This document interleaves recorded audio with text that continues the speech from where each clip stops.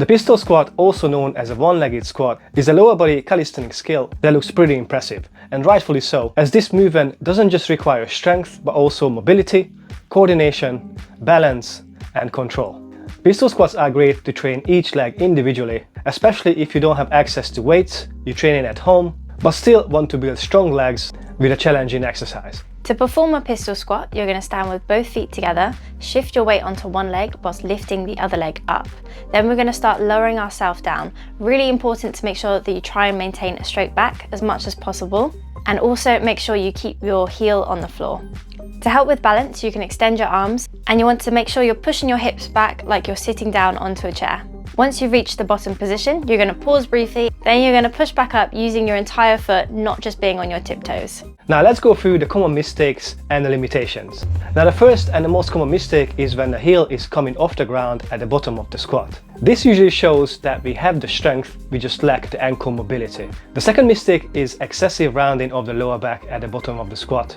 And we actually talked about this previously in our squat tutorial. This often indicates tight hips, forcing our body to compensate. The third common mistake is when the non-working foot is touching the floor as we descend. This usually points to very tight hamstrings or weak hip flexors. And lastly, sometimes mobility isn't the main issue, we just simply don't have enough strength or balance to perform the movement properly. The good news is that all these limitations can be improved with the right progressions. So before we give up on the exercise, let me show you a few progressions you can use to work around these limitations. At the end of the video, Cara is also going to show you the best mobility exercises to help improve these tight areas. The first progression is the box pistol squat. If you don't have the strength to perform a full pistol squat yet, the box will really help you to limit the range so then you can work with what you're capable of doing at the moment. You're just going to simply use a bench or a box or a chair if you're at home. Try and find something that works with your current ability, so don't suddenly go for something super low. Work your way down, as the lower you go, the harder the exercise will be. We're gonna do the same as we would with a normal pistol squat. We're shifting our weight onto one leg, lifting the other one up, and then we're gonna lower ourselves down like we're sitting back onto that box or chair. You may find there's a point where you just drop. That's absolutely fine. And the slower you go and the more you try and slow that proportion down, the more strength you will build and you'll be able to go lower and lower with your box. This variation really helps to improve your form since the box is gonna act like a safety net. It's a great option for beginners and advanced athletes alike, which is why it's first on our list of progressions. The second progression is an assisted pistol squat. This can be used to help address strength, but also mobility limitations. Here we're using rings, but you can also use a rope, TRX, or a sturdy door frame. Preferably choose something that moves with you, but anything solid that you can grab onto will work. The great thing about this progression is that you can work through the full range of the exercise. Some people might say, but yeah, you're helping a bit too much with your upper body, but that's the point. The point of this exercise is to do the full thing, but assisted, so you're working at your current strength level. As you get stronger, you'll be able to rely less on your arms and more on your legs.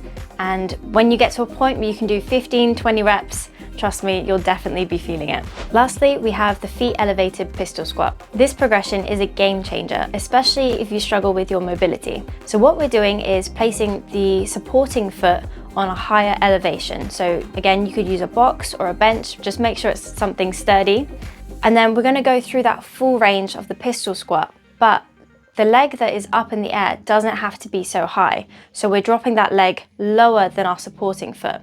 This means you don't have to have as much strength in your hip flexor. It can also allow you to keep a straighter back if that's something that you struggle with doing a pistol squat on the floor. This way you can focus purely on training your legs, building that strength without worrying that you're compromising too much.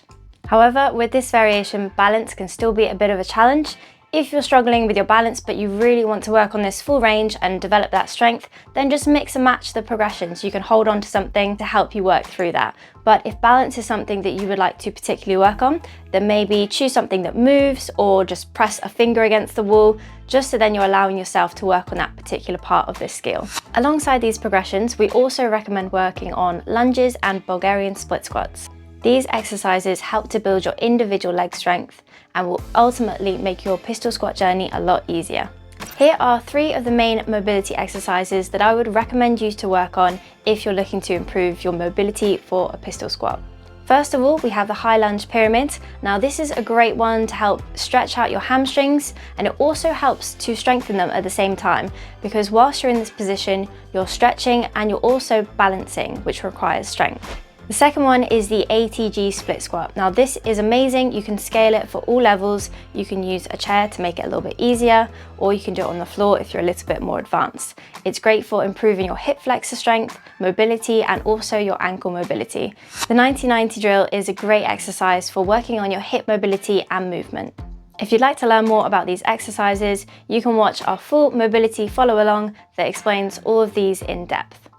I hope you found this tutorial helpful, and we wish you a successful calisthenics journey.